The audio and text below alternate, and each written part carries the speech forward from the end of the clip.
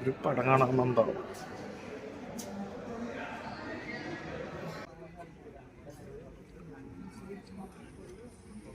പട്ടി ജോണി പണയമായി പിടിച്ച പണ്ടം അവന്റെ പണ്ടാരടങ്ങുമല്ലോ.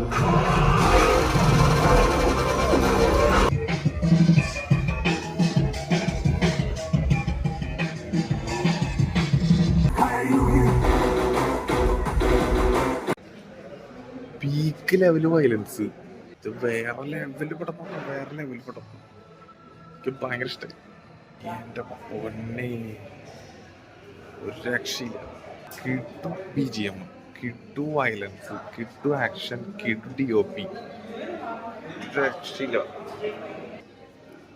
പിന്നെ പക്ക തിയേറ്റർ മെറ്റീരിയലാണ് പടം.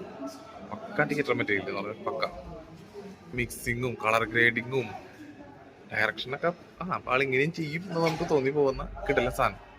ഒരൊറ്റ റോളും പ്രത്യേകിച്ച് എടുത്ത് പറയേണ്ടത് ഉണ്ണിമുഖത്തൻ, ആ വില്ലൻ ജഗദീഷിന്റെ മോനായിട്ട് അഭിനയിക്കുന്നവര്.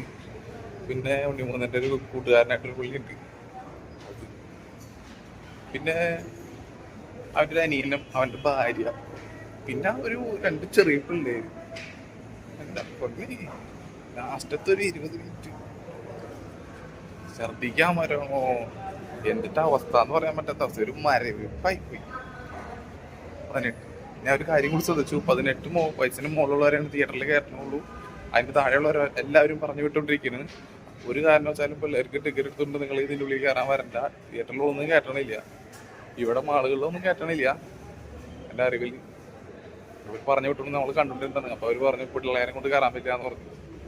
ലാസ്റ്റത്തെ ക്ലൈമാക്സിനോട് എടുക്കണ ഒരു സെക്കൻഡ് ഹാഫ് ഒരു 10-20-25 മിനിറ്റ് ഒരു രക്ഷയില്ല.